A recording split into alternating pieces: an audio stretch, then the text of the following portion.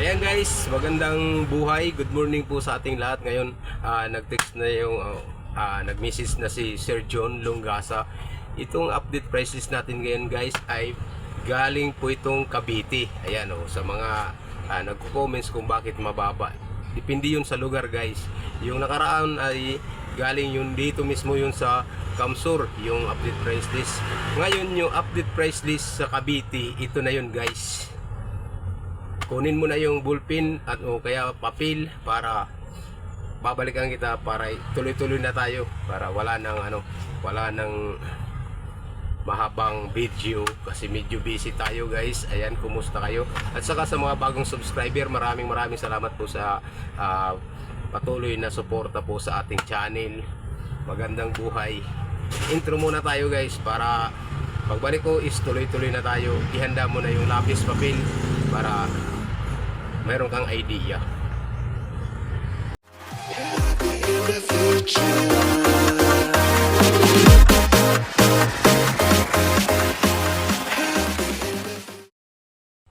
Ayan, nandito na tayo guys sa ating video. Ayan, update price list ng mga kalakal sa junk shop. Ito guys ay pangalan nitong junk shop nito ay Longasa Junk Shop. Ayan, shout out sa Longasa Junk Shop dyan sa may Molino, Bacoor, Cavite. Ayan, kay Sir John Longasa na taga Bula. Ayan, dito lang yan sa Camarines Sur. Shout out sa mga staff nilang napabuti. Ayan, kaya si Madam yung asawa ni Sir. Ayan, yung tapos yung mga kamag-anak niya kasi lahat naman sila magkamag-anak doon sa loob ng shop. Nagtutulungan sila. Ayan guys, umpisa na natin ang kanyang Tanso A. Kasi separate kasi yun eh. Yung A ay 485 pesos per kilo. Yung Tanso A yun guys. Yung Tanso B at saka C pinagsama na is 450. Yan. Kung nakukuha nyo yung Tanso A 485. Yung B at saka C ay 450 ang kilo. Yung dilaw is 270 ang kilo. Yung radiator is 145 ang kilo. Ayan, condenser is 200 pesos per kilo. Yung manok pakulit. Yan, yung aluminum guys is 77 pesos per kilo. Yung jealousy is 85 pesos per kilo. Yung panta is 57 pesos per kilo. Zinc is 73 pesos per kilo. Tingga is 70 pesos per kilo. Ayan, kaldero 57 pesos per kilo. Stainless ganun pa rin guys. 20 yung 201 at saka 30 yung 307 ba yun? Basta yun.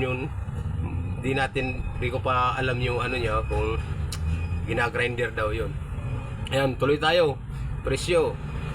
Ayan, plancha is 18 pesos per kilo. Yung bakal guys is 10 pesos per kilo. Yung tapalodo is 7 pesos per kilo. Yung yero ang kilo is 4 pesos per kilo. Karton 3 pesos per kilo. Puti, papel 6 pesos per kilo. Yung plastic guys is yung pit bottle ay 10 pesos per kilo. Ayan. Yung mono white is 6 pesos per kilo. Yung mono black is 2 pesos per kilo. Malutong is 3 pesos per kilo. Yan. Ito, yung CD 10 pesos per kilo. Yung bakal guys na pundido 6 pesos per kilo.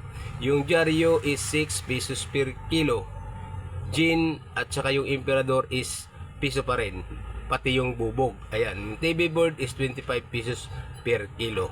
Ayan guys, sana nakakuha ka ng kunting idea sa ating update price list ngayong April 4, 2025. Ayan, so may mga tanong po kayo kung bakit mura o bakit mahal naman dyan. Kasi nga, depende yun sa lugar guys. Dito sa Bicol, nung nakaraan is itong mababa talaga yung bili dito kasi magta-tracking pa sila papuntang Manila. Kapag nasa Manila ka naman, nandun yung Tunawan, nandun malapit yung pier sa inyo, is normal yun, magmamahal talaga yung mga kalakal natin. Ayan. Napaka-basic lang yun. Yan, magandang buhay. Maraming salamat sa suporta po ninyo. Mabuhay po kayo. Thank you for watching.